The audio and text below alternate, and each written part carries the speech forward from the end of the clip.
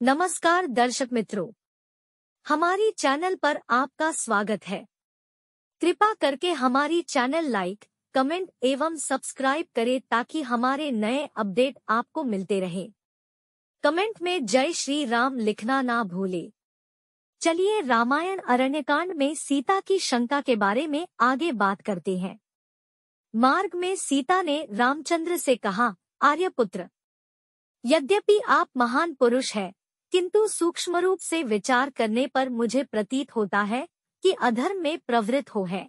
हे नाथ, इस संसार में कामजनित 3 दोष ऐसे हैं जिनका उन्हें परित्याग करना चाहिए। पहला कामजनित दोष है मिथ्या भाषण, जो आपने न तो कभी किया है और न ही कभी करेंगे। दूसरा कामजनित दोष है परस्त्रीगमन, आप एक पत्नीव्रतधारी और महान सदाचारी है, अतः यह कार्य भी आपके लिए असंभव है।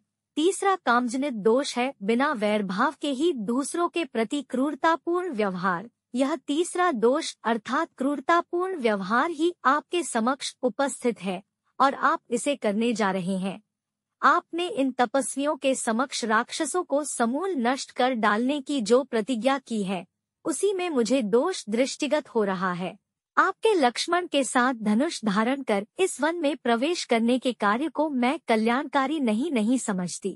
मुझे यह उचित नहीं लगता कि जिन राक्षसों ने आपको किसी प्रकार की क्षति नहीं पहुंचाई है, उनकी हत्या करके आप व्यर्थ ही अपने हाथों को रक्तरंजित करें। मेरे दृष्टि में यह अनुचित और दोषपूर्ण कृत्य है। महाबाहो, पूर्व काल में किसी पवित्र वन में ईश्वर की आराधना में तल्लीन रहने वाले एक सत्यवादी एवं पवित्र ऋषि निवास करते थे। उनकी कठोर तपस्या से इंद्र भयभीत हो गए और उनकी तपस्या को भंग करना चाहा। एक दिन योद्धा का रूप धारण कर इंद्र ऋषि के आश्रम में पहुँचे और विनयपूर्वक अपना खड्ग उस ऋषि के पास धरोहर के रूप में रख दिया। ऋषि ने उस खड्ग को लेकर अपनी कमर में बांध लिया, जिससे वह खो न जाए। कमर में बंधे खड्ग के प्रभाव से उनकी प्रवृत्ति में रौद्रता आने लगी। परिणाम स्वरूप वे तपस्या कम और रौद्र कर्म अधिक करने लगे। हे स्वामी, शस्त्र और अग्नि की संगति एक सा प्रभाव दिखाने वाली होती है। आपकी यह भीषण प्रतिज्ञा और आप दोनों भाइयों का निरंतर धनुष उठाए फिरना आप लोगों के लिए कल्याणकारी नहीं है। आपको उन निर्दोष राक्षसों की हत्या नहीं करनी चाहिए जिनका आपके प्रति कोई बैरभाव नहीं है। बिना शत्रुता के किसी की हत्या करना लोक में निंदा का कारण भी बनती है। हे नाथ, आप ही सोचिए, कहाँ वन का शांत तपस्वी अहिंसामय जीवन और कहाँ शस्त्र संचालन, कहाँ तपस्या और कहाँ निरीह प्राणियों की हत्या। ये परस्पर विरोधी बातें हैं। आपने वन में आकर तपस्वी का जीवन अपनाया है, इसलिए उसी का पालन कीजिए। सनातन नियम यही है कि बुद्धिमान लोग कष्ट सहकर भी अपने धर्म की साधना करते हैं। मैं नारी सुलभ चपलता के कारण ही मैं आपको धर्म का यह उपदेश दे रही हूँ, अन्यथा किसमें सामर्थ्य है जो आपको धर्म का उपदेश दे।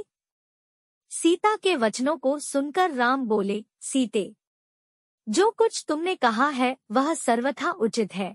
मेरे कल्याण की दृष्टि से ही तुमने यह बात कही है, किंतु हम लोगों के धनुष धारण करने का एकमात्र प्रयोजन आर्यों की रक्षा करना है। यहाँ निवास करने वाले ऋषिमुनि और तपस्वी राक्षसों के कारण अत्यंत दुखी है। वे उनसे अपनी रक्षा चाहते हैं और इसके लिए उन्होंने शरणागत होकर मुझसे प्रार्थना की है।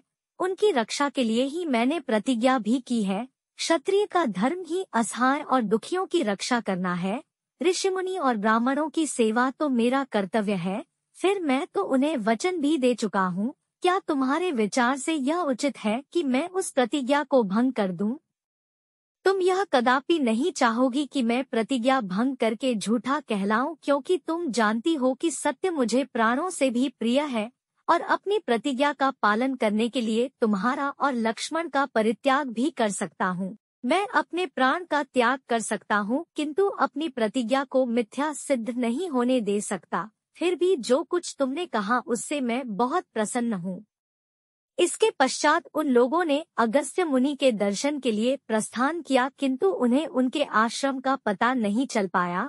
अनेक ऋषिमुनियों के दर्शन करते तथा वनों में भ्रमण करते हुए 10 वर्ष व्यतीत हो गए।